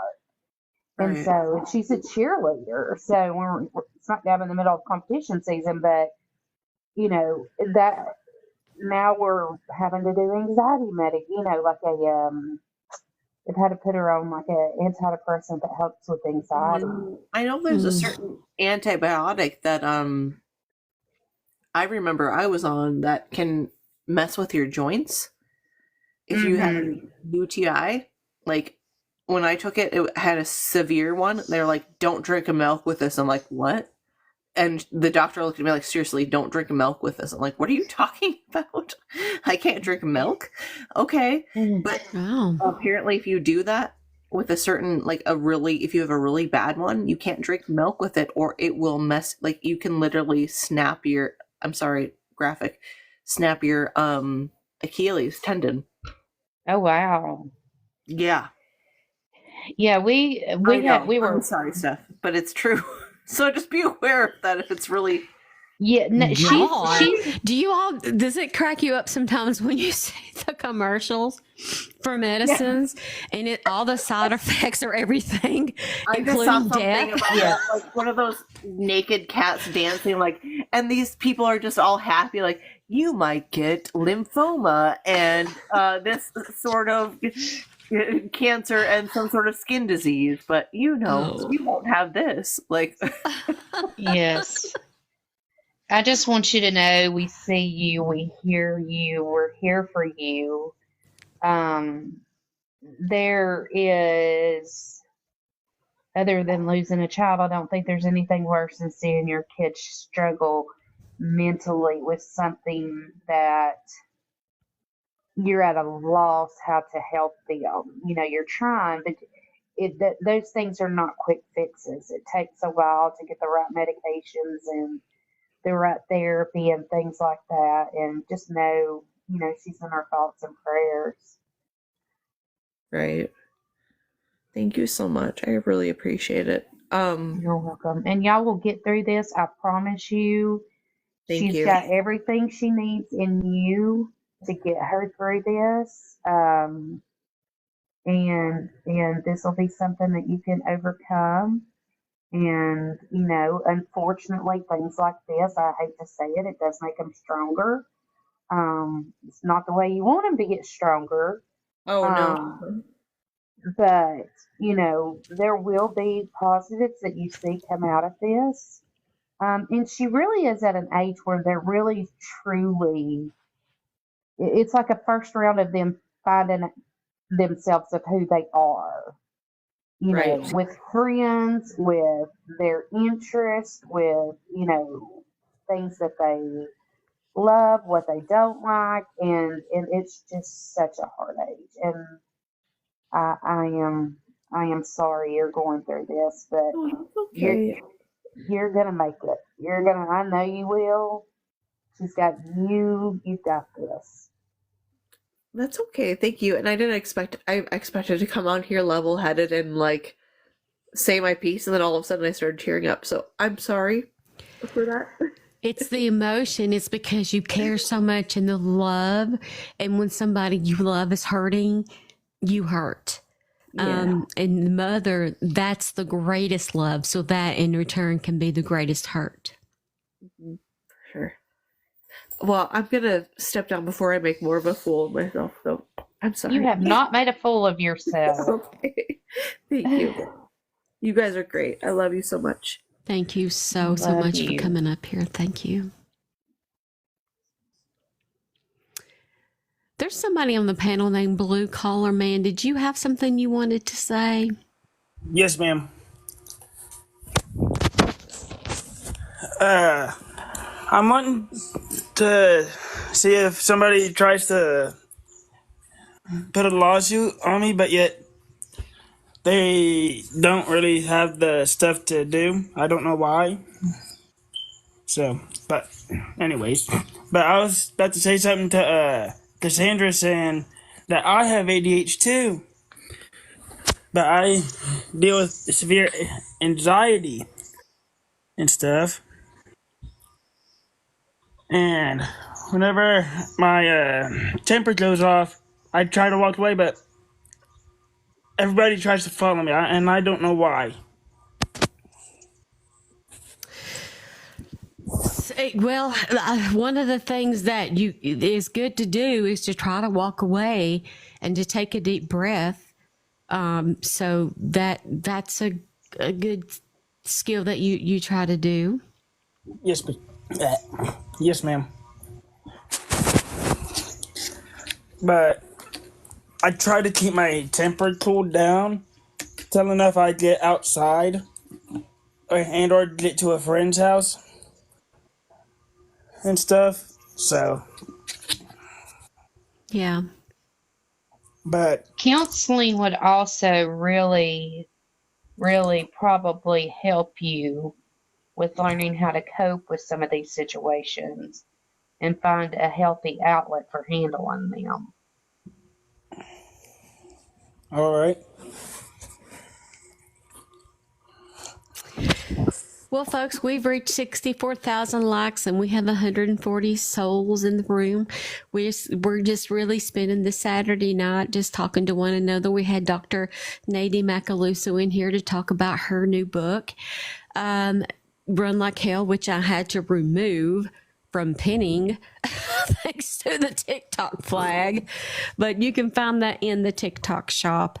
This has been one of these things that I write down in my, I cannot believe that has happened, is being able to interview someone like Dr. Nadine, and for her to share her book and her story was really an amazing feat for me. Just to put it into perspective, I don't know, this time last year, if you would have told me this time last year that I would be sitting here with y'all and that I would have an interview like that and that y'all would trust me enough to come in here and talk and trust me to come up on this panel and talk is crazy.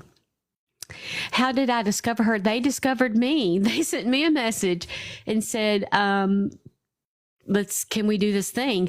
And I was like, me. So yeah, I was like, oh my gosh, yeah. I'm not going to even think about that one. And in fact, the people who represent Dr. Nadine sent me a message today.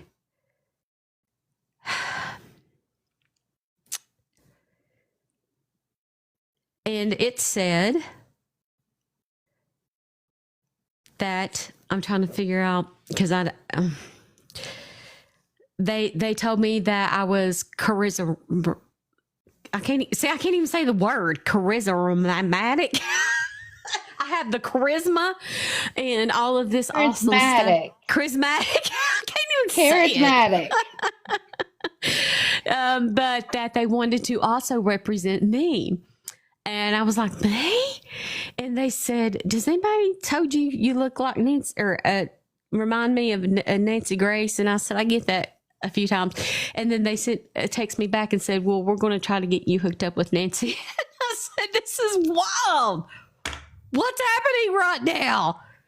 What's happening? That's awesome. So,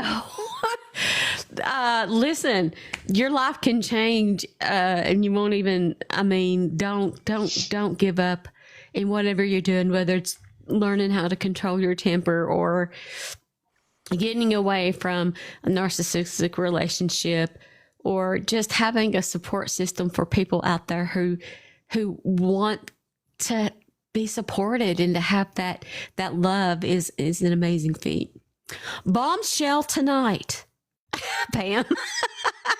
Pam said bombshell tonight. Maybe if this don't work out, you know what? I can just do Nancy Grace impersonations in Vegas.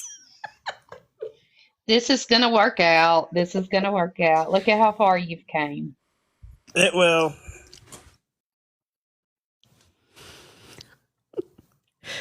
I'm going to let this feller down. He's probably done. Oh, my goodness. Thank you, Amy. Kristen, I see you in here. Kristen is sick, everybody. A wonderful voice.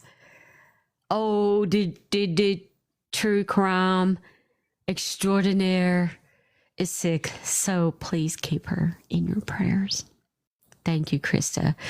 Everybody saying go vote. I'm on cheerchoiceawards.com. I'm cheerful. Yeah, you can vote once a day. I don't know how it's going. Do they have I heard they had leaderboards, but I couldn't find them. I was trying to look on every part of their website to see where am I at. I think round 1 ends in 6 days. So if you can, please go vote. Thank you, Deb. Thank you so much. You can vote once per day. Thank you, guys. Well, I'm going to let you go just a little bit early tonight. It's been this crazy long week, and I'm going to go. I'm having the most horrible time with my knee. I've got a knee. I wore a knee brace. My husband, love him so much. He took the time to stop after work. I didn't know he was going to do it. And he went inside to Walmart and bought me a knee brace. And he brought it home after he worked all day. And I sat on the chair, and he put it on my knee. And it sure has helped. But I'm telling y'all something. I'm feeling like I tore something in my knee. Like I don't want to look. I'm putting into fruition that nothing is seriously wrong with my knee. But I cannot get up and downstairs. I cannot bend my knee. It's super duper painful. I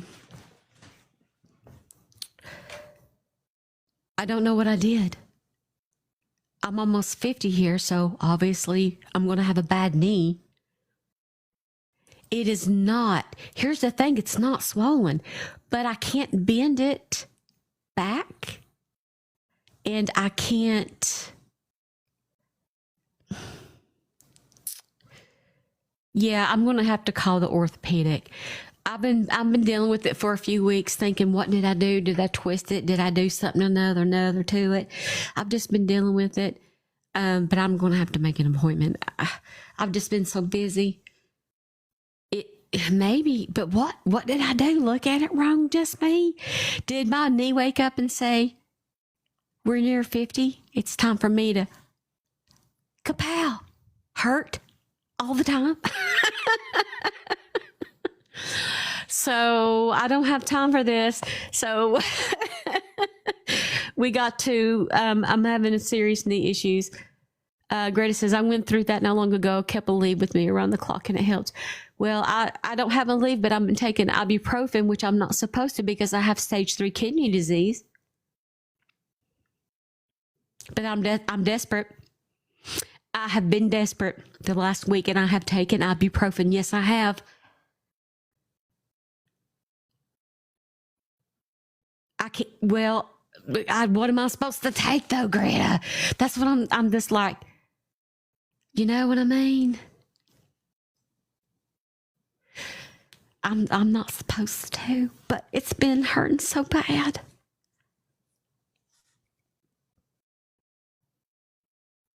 Yeah, I'm allowed to take Tylenol, but I don't have any in the house. But I am going tomorrow, leaving town.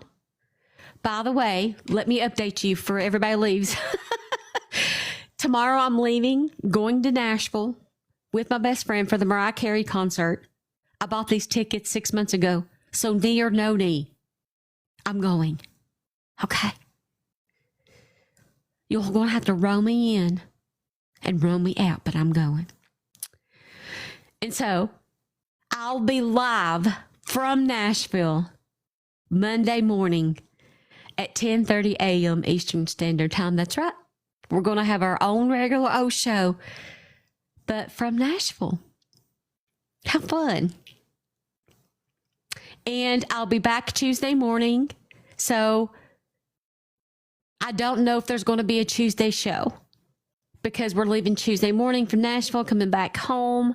If I get here, if my knee's okay and everything's okay, then I'll go live, of course. But that may be a day where you may not see me live, Shireen. Yes, I will.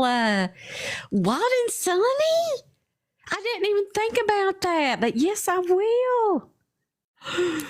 I got good seats too. It's been 20-something years since I saw Mariah in concert. Deb says, try essential oils and rub on it. Google. That's what helps the knee pain. I will, Miss Deb. Me and Mariah go back like baby's a pacifier. Oh, the dog, no liar. Keep your fantasy hot like fire. Jump, jump, jump, jump. Dirt dog, no liar.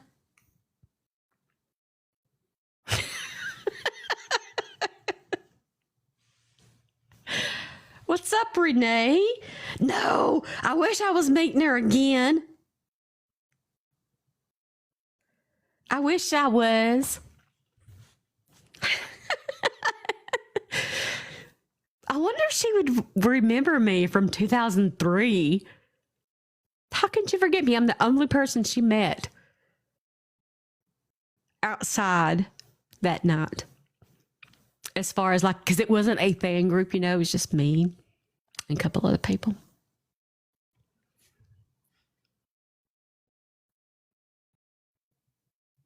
Oh my gosh. If I knew who to send a package to, I would send her a True Calm tea and a Steph Case Boss tea. Oh, Deb, I hate that you miss me. You're getting ready for family coming for Thanksgiving. Oh my gosh. Yes, Thanksgiving is next week, you guys. Thursday.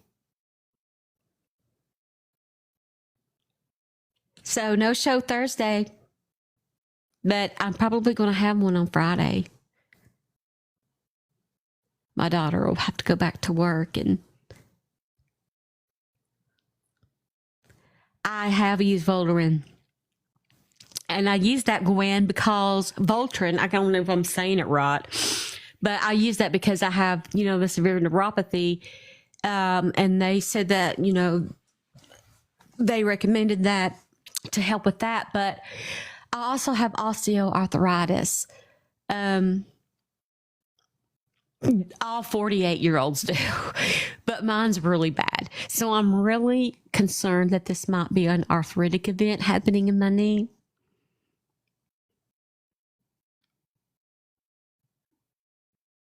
Oh, I know. We really do.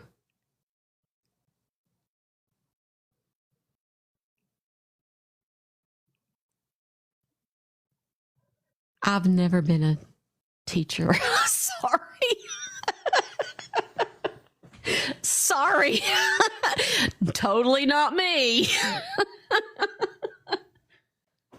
Wrong TikTok account. Oh no, Crystal Pistol, you have RA. Oh.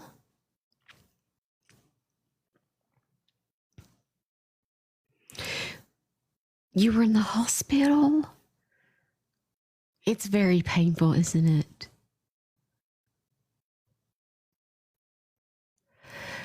Okay, so Chastity, here's the thing, and I did Google that. Chastity says I had cartilage come loose in my knee and couldn't bend it back, and it wasn't so swollen. Somebody told me that cartilage may have become loose and it's wedged in there, and that's why I can't bend my knee back. I can bend it walking, but bending your knee back like you're doing the chicken, can't do it. Oh no, Laura, I'm so sorry, and I'm going to be keeping you in my thoughts. Physical pain is hard to deal with.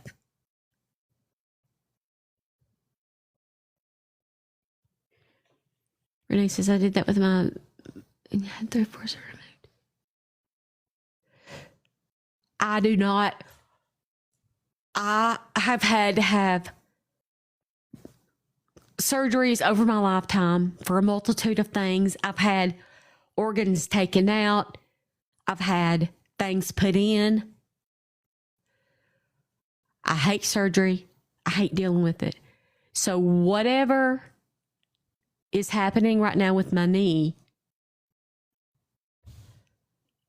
I don't appreciate it. And I'm not going to have no surgery. I'm not dealing with it. I just want whatever has happened to heal so I can move on with my life. Listen to me, though. It will not heal. If that's what happened, it won't heal. But I can tell you this. It is not, well, I mean, I can say for me, it was not a painful surgery. It's laparoscopic. I was up walking the same day. And and literally what happened, I don't know how it happened. I don't know. I actually had to have it done twice in the same year, literally. And on mine, what it is the cartilage on the back of my kneecap is fraying off. Yeah, I know. I know. So, that is possible, yes, that it's in there floating around and stuck. And honestly, the only way that they're going to be able to fix it is they're going to have to operate on it. But it's not, it's literally 2 little tiny incisions. And I didn't feel anything. Like when I woke up, I was up walking, you know, I couldn't like put all my weight on it. I had to be on crutches for a couple days, but just because I didn't want all my weight on it. But I was able to get up and walk and stuff. And I will tell you, it helped tremendously until it damn did again. And then when he went back in the second time, that's when he said, he's like, I'm not even touching anything else. He said, because it's fraying off. He said, so I'm supposed to have a knee replacement. And I told him to go sit down somewhere because I wasn't doing that. So now it hurts now, but it doesn't hurt bad like it did before. It's got to the point that if I bend my knee at all, I'm screaming out in pain. I have it propped up on the back of my desk right now. Yeah, I couldn't. It's been bend the last mine 2 back. weeks. Yeah, I could not bend mine back at all. That's me. I can't bend it back. And I thought that was so weird. I'm like, why can't I bend my knee back? And it's not swollen, so this is weirding me out. Yeah, mine wasn't swollen either. I was just in excruciating pain and I couldn't figure it out. And I mean, I didn't go right away either. I waited until I couldn't take it anymore, and then I had to find out because it wasn't getting no better. Renee says it sounds like you probably have a buccal tear and piece of the ligament, which is now between the joint. I agree. Yeah, It's they'll like do an MRI. They'll figure it out. I can tell you exactly Where specifically it hurts? where it is. Yes. Specifically. Yes, it wasn't. That was the weird part because it wasn't my whole knee. Like, it's not like the whole knee hurt. I couldn't bend it back. And when I went in to show him, I told him I could specifically point to where I could feel it. And so they did the MRI, and that's what it was. It was cartilage that had come loose. But it doesn't. That's probably me.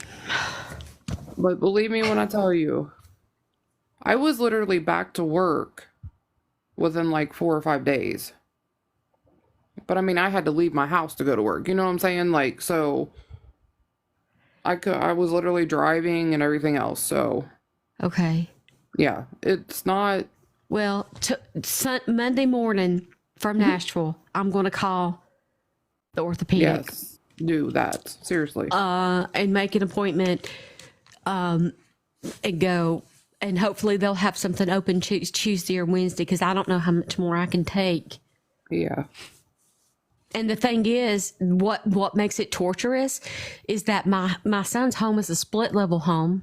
You know, Oh, no. the kind from the 70s that have 2 flights of stairs down to the basement where the other half of the house is. That's how ours is right now that we moved into. When you come in the door, you got to go up the steps to get in the upper half and down the steps to get in the lower half. Right. That's exactly how my son's is. Yeah. And so I have to, and our bedroom is the downstairs because that's where we live. We're in my son's house. We live in the basement. Okay. Yeah. So my survival every day is walking up 2 flights of stairs. If I forget something downstairs, it's back down, getting ready, coming upstairs to do the show, going back downstairs to feed the cats, up and down, up and down, up and down. And so that is really putting an aggravated twist in it because I'm having to turn sideways and step down the step with the weight on my right leg. Yes. This is not good, people. No, it wasn't. And when mine went bad, I was taking care of Mom and I was lifting on her and everything. Like, it was, which then made the other knee go bad too. I hadn't went and messed with that one at all yet. Until I can't walk, I'm not getting cut open anymore. Because I've been cut on so many times. Yeah, me too. I know. And I know I'll have to have, every 10 years, you have to have the battery changed and replaced in the thing in my back. So every 10 years, I'm going to have a major surgery. Right. I don't want to be adding any more onto the thing because I just got done with one a year ago. It was a year ago in September. Right. I know. When I had the knee done, I had to have it done within 6 months of each other during COVID too. Yeah. But yeah, I definitely get it checked. I mean, they're gonna X-ray it. They're gonna say, well, I can't see nothing on the X-ray, and then they're gonna do the MRI. So.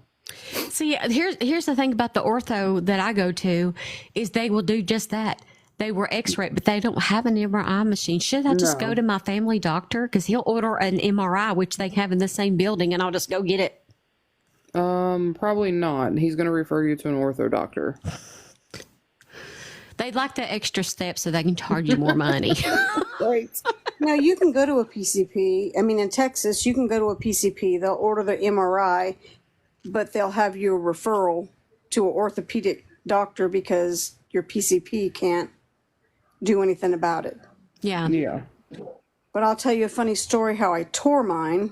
I was in nursing. I was working at a pediatric office in Plano, Texas, and I lived in Richardson. I just came home to grab lunch, and my garage door opener on my what is it called? Your sun visor ran out of battery that day. So I had to punch the button, and I was real thin, punch the button and run underneath the door. Well, when I stepped down after punching the button, it tore right then. And I went back to work, finished my day. My knee was just swole up. I couldn't straighten my leg all the way because there was something impeding the process. And I'm like, I am afraid that I have probably got a buccal tear in my meniscus and they're going to have to take it out. And my husband at the time, he's like, oh, he goes, that's an easy peasy surgery. I said, I know it's an easy peasy surgery. I had it done. Best thing. I mean, honestly, I felt better the day it was done because you don't have that pinching pain in between that joint anymore. But what made it funny was I went to physical therapy that day, or the day after surgery. I'm sorry, the day after surgery. And there was like a 64-year-old woman, and I was in my late 30s. And she was over on the bed, got on, and I was like trying to milk it. You know, I'm like, oh my God, I can't ride this bicycle. You know, they had me on the bike. I'm like, I can't not ride this bicycle. They put this 64-year-old woman, she had surgery. My doctor did her surgery right after mine. And the physical therapy goes, Renee, she had her surgery, same doctor, after you. And she was up there riding like a champ. And I said, I'll be dead gum if I'm going to let an old lady freaking show me out. So I just started pedaling. And that was the best thing that ever happened. Once I got over the fear. I'm competitive. I'm like, I'm not going to let no old bag show me up. Oh my gosh. And now I'm the old bag. Oh, that was motivation, pure motivation. I bet. Oh my God. But it's not as bad as you think, Steph. It No. hurts. It hurts like a gnarly hell, excuse me, before it happens. Right. But after, I have 3 little tiny, maybe 1/8 of an inch scar. I have 3 of them around my knee. And I had shoulder surgery. That's why I have an ortho. But they had to go in here, and there's a scar right there. You can see it. There's a few more, but they had to go in and remove calcified bone. my husband had that surgery. Yeah. Did they move your bicep too? Well, they thought I had a torn rotator cuff, I couldn't move my arm. I mean, I couldn't rotate it. I couldn't do anything. And they went in, and the tear in the cuff was small, but the bigger problem they said was moving. There's a dip in my shoulder right here, where they had to remove that bone. When I'm like, well, how does that even happen? Calcified bone. What's that mean? What am I, old dinosaur or something? Well, no, it just means us as individuals, we injure something, and sometimes we don't injure something and end up just growing calcifications on places that don't need calcified. Right. Yeah. I mean, that's honestly the truth. Of the matter. Unfortunately, like rheumatoid arthritis, that's kind of that situation. It's the overgrowth of calcification into the joints of the arthritis. Yeah. And then your fingers go wackadoo, like my mom's. My mom's are wackadoo. And see, that's what makes me scared about the knee is when that happened in my shoulder. I got frozen shoulder. I'm sure you've heard of that. Oh, that yes. sucks. Yes. Oh, yes. You don't get that in your knee, honey. You don't get that in your knee, honey. Oh, well, thank God. I was thinking about that. I'm going to have frozen knee. No. Oh, no. I'm telling you, you will feel 100% better when you wake up. Like it's amazing. Like, I started running again after I did that because my knees. I played softball, surfed, did tomboy sports all the way. Was a ballerina, so I was really hard on my joints anyway. And after I had the 3/4 of my meniscus removed, I felt like a new woman. I was like, wow, it doesn't pop, it doesn't hiss, it doesn't slap back, it doesn't do any of that stuff, and I love it. But my other knee is like crack, pop. Oh, I know. Mine too. So it like sputters as I walk. Just me as a physical therapist, what she's saying is true. The shoulder surgery you had, yes. That's a good one. I had a complete ankle reconstruction about 6 years ago. That I had my Achilles tendon torn and repaired 2014. 2018 is when I had my ankle reconstruction surgery. I completely tore every ligament in my ankle. I have an artificial ligament and a plate in my fibula because I broke my fibula at my knee. And I walked out of the skating rink. I walked home from the car, and I didn't even wince until my foot was like 6 foot in the air, being taken care of. And my husband comes home from work and he's like, okay, babe, get up. Come on, let's go to the hospital. Oh, I like took 3 steps and I'm like, oh no, I cannot get to the car. He's like, well, how the heck did you get home? I said, I drove myself. He goes, well, did they at least wheel you out of the roller skating rink? Well, hell no. He goes, woman, you've got the pain of an elephant. I mean, my God. He goes, and you're just not complaining about it, and this happened 7 hours ago? Like, yeah, no biggie. Oh my gosh. I've had children. Right? You're like, I know, right? Yeah. They had to break my pelvis to get the first one out because I was like, just take it out. My no first forceps, one? no flexion, just pull her out. My shoulders first got one? stuck. Yeah. No. Oh my gosh. No. I had enough trouble with my first one. Okay, you get an epidural. I didn't. Those didn't work for me. Well, I have to get one because I can't deal with it. But the guy who done that, they couldn't find him in the hospital, so my epidural wore off. He like left or something, and he was the only one. And so I did. Then it passed a point where they could do another one. And then they had to do the episiotomy. Yep. Isn't that fun?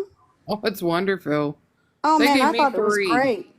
They gave me 3 epidurals and none of them took. And they're like, we I can't didn't give have you not a any more. one. We don't even know where it's going. Like nothing became numb. Nothing. Oh my Oh God. my gosh. Yeah. I'm like, It went to okay, your well, I'm fine. brain. It went to your brain, girlfriend. Something, right? Seriously. Oh my God, that was the word. I swore to never have children again. I was like, oh God, no, I'm not ever having no more. I only did it once. And mine I'm were smart. big. Anastasia, she was 8 pounds 6 ounces, and my second one, Mackenzie, she was, oh good God, I'm gonna forget now. 8 pounds 6 ounces, 8 pound 9 ounces. Kenzie was 8 pound 9 ounces. Both of mine were exactly 7 pounds. Oh God, you And people with that have both these small babies, I'm just envious. Yeah. and with both of mine, I didn't gain 1 pound. I lost 20 pounds overall with both of my pregnancies. Oh well, my gosh, you go, Yeah. girl. I only gained 12 pounds. I lost more weight because I was Well, sick the whole damn time. with my first one, I was sick 4 months. I lost 30 pounds, but I made up for it with the double the king end? size frozen Snicker bars a day and a Dutch oven of Mima's cabbage and carrots every day. I got up to 161 pounds. With Mackenzie, I was like 130 pounds, which is ideal weight for me. I got up to be 161 pounds with her as well, but I ate healthy with her, and she was the bigger baby. But It don't that make no damn sense. it went fast. It went fast. I weighed And 6 it came out pounds with when I lots of was hair. born. So did 6. I weighed like 6 pounds 7 ounces. And I'm like, why couldn't the theme stick? Right? Right? I mean, my oldest daughter, she has all these babies like in the 5 pound, 6 pound range. I'm like, well, they're falling out of you. Shoot, they had to pull you out of me. And then Mackenzie over here, she had an over 9 pounder, my granddaughter, and I'm like, golly gee willikers. And then Rain, my youngest granddaughter, which is my oldest daughter's last child, she was like holding on to the umbilical cord, like, I'm not coming out. I'm not coming out. I don't care what you do. I'm not coming out. You wasn't done cooking. She was not wanting to come out. JL was almost born in my car, and that was the first one. And I'm like, good Lord. She goes, Mom, I can feel the hair. I'm like, okay, I'm on the phone 911. Oh my Okay, God. Oh my gosh. all the lights. I mean, it was late at night anyway, and I was on 380, and I'm like, hold all the lights. We'll just pull over and we'll get you an ambulance. It's going to take too long. Just let me just go. And Oh my gosh. I got her there. It was a hot mess. It was tragic, but yeah, surgeries really suck. They really do. They want to do back surgery on me, and I'm just like, oh no, if I can't walk, then we'll talk. That's the worst. Right. When they put the implant in, they had to cut right down my spine. Oh God. I don't trust. See, I don't trust. I'm a nurse. I've seen oopsies happen. I don't want that oopsie. Well, I'm going to hop It's off about here dinner- for the it's night. about bedtime. Yeah, I'm going to take my Ambien and go over to Chastity's because she's going to go live. I'm just kidding. Oh, are you gonna Aussie out over there? Do you know that I was? That's what my kids call me, is Aussie. They're like, Oh my Mother, you sound like gosh. Aussie. We talked her into going to live last night. Yes, and we were on until after 2:00, and I had took that damn sleeping pill, and I fought through it, and I got mean. I got the girls are like, oh no, my God. there was You mean know they only mamas have a coming shelf out. life of 2 hours. The Ambiens do. Well, I take something else, but Oh, yeah. the girls were like, oh my God, they're like, the mean mama's coming out. We got to go to bed. Oh Lord. I take Ambien because there's nothing more fun than being woken up in the middle of the night by your progressive nerve disease, shocking the hay bale out of you. So I was staying up 2 and 3 days at a time because the shocks were so much. Of course, now it's better now with my implant, but otherwise my mind won't stop. And then you start thinking about the pain. And then next thing you know, it's the next day, and you're like, if your body's not at peace, and then not being able to sleep because of the pain makes the pain worse. Right. Yep. Do you And my twitch real doctor bad? said, "Huh? Do you twitch real bad? Yes, Twitch. Oh my I gosh. do." My husband goes, honey, you twitch so bad, you get me in the kidneys. And I'm like, I don't mean to. It's a reflex that I cannot control, especially when I'm sleeping. Yeah. Yep. Yeah, and so my life changed for the better when I got on. I'm not trying to promote the Ambien or nothing. I am not a paid sponsor. Oh no, I am an Ambien taker. I understand. If you suffer from something like that, or even if it's you can't shut your mind off at night because you're worried about everybody and everything, that's just a safer way. I'd rather do that than drink all the NyQuil, that old nasty crap. ADHD mind constantly going is horrible too. My gosh, you think of everything. Your body needs sleep. It repairs itself. You got to sleep. It's important. But anyway, it takes a minute, so I'll be around the ticker talker if anybody's hanging out. I have such a positive adrenaline rush from this show and spending time with y'all that it takes me a minute to unwind when I get off the ticker talker, just to sit around and I check my email or maybe answer a message or two, because I'm just like, that's so great. I had a great time and we talked about everything. It's so great and I want to do it and I never want to stop. So Well, it was a really good show tonight. Well, I missed most of it. It'll be on the big YT. Oh, I'll go watch it in the morning before your show. Oh no, you're not going to be on tomorrow. Yep, tomorrow I'll be traveling. Yeah, it's Sunday. I'll be traveling to Nashville, but I'll be live from my hotel room in Nashville Monday morning at 10:30 a.m. Eastern Standard Time. We'll have our normal live, and I appreciate you all, and I love you each and every one very much. And we love you to pieces. We love you too. Please know that you can follow me on any social media platform. All you have to do is follow the same username and logo. I am on YouTube, Facebook, Twitter, X, Instagram, and an app called Scoops with a Z. I'll see you Monday morning. Alrighty. All right. Bye, Have Steph. a blessed weekend. Bye.